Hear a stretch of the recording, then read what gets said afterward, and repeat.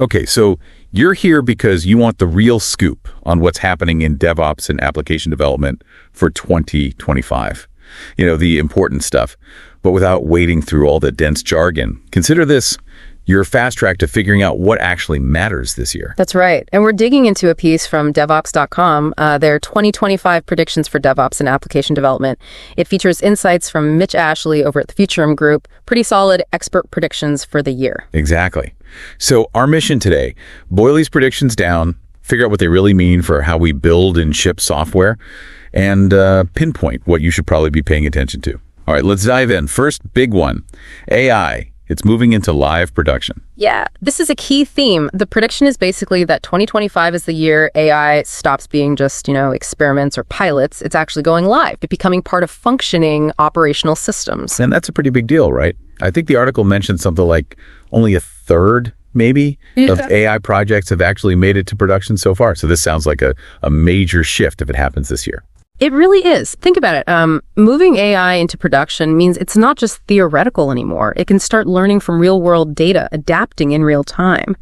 That could unlock features, maybe whole new kinds of applications that just weren't practical before. Okay, so if you're on a team that's been sort of kicking the tires on AI, maybe doing some proof of concepts, this suggests the environment's changing.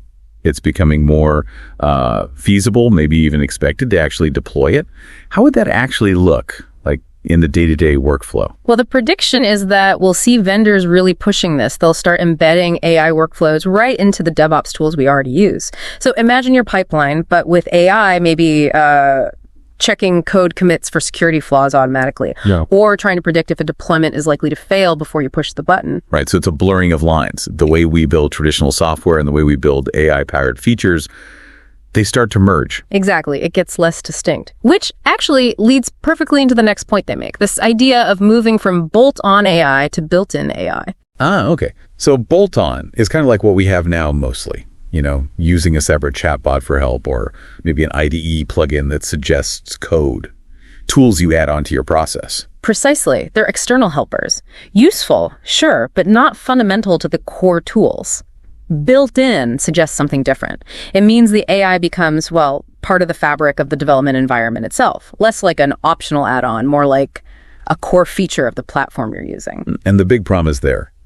Productivity, right? Yeah. If the AI is just there, deeply integrated, understanding context, it could potentially automate a lot of the tedious stuff. Yeah. Or provide super relevant help exactly when you need it. That's the expectation.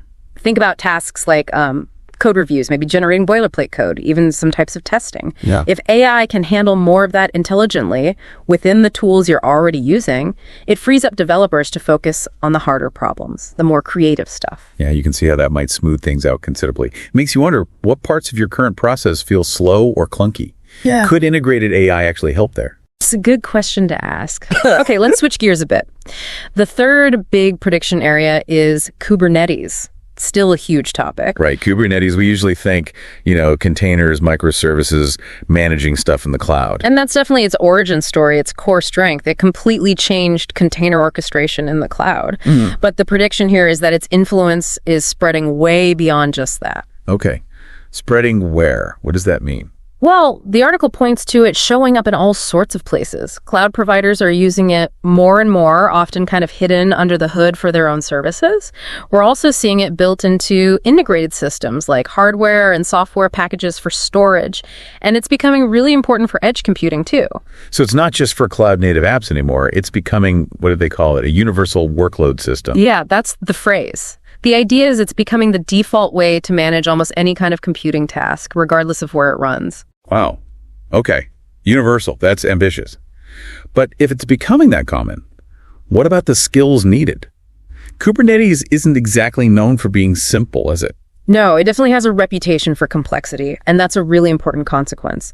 While, yes, there are efforts to make it easier manage services, abstractions that hide some complexity, the need for people who actually understand how Kubernetes works, how to operate it effectively, securely, at scale, that's not going away. In fact, it's probably growing. So even if vendors are trying to simplify things or you offload some management to a third party, you still need that core operational knowledge somewhere. You do. And interestingly, this is another place where AI might come in. The prediction suggests AI could help manage Kubernetes itself. How so? AI managing the manager? Sort of, yeah. Think AI tools that help with like automatic scaling based on predicted load or identifying potential problems in the cluster before they cause outages. Basically making Kubernetes operations more efficient, maybe even a bit easier. Okay, that makes sense. So even if you, the listener, aren't directly managing Kubernetes clusters day to day, its growing role means it's probably powering more of the tools and services you rely on. Its stability and performance indirectly affect you. Absolutely. It's becoming fundamental infrastructure. All right, let's quickly recap the big three predictions for 2025 then. First, AI graduates from experiments to live production systems. Big step. Second, that AI becomes less of an add-on tool and more deeply woven into the development platforms themselves, built in, not bolt-on. And third, Kubernetes continues its march, moving beyond just cloud containers to become a kind of universal system for managing workloads everywhere. Yeah, and when you put those three together, it really paints a picture of software development becoming significantly more integrated and intelligent. AI is looking less like a tool and more like a collaborator. And the platform initially designed for the cloud is now underpinning a much broader tech landscape. It definitely makes you think beyond just the tools, doesn't it? How does all this change not just how we build software, but the actual nature of the applications and services we all use every day? Something to keep an eye on as the year progresses. It certainly feels like things are moving fast.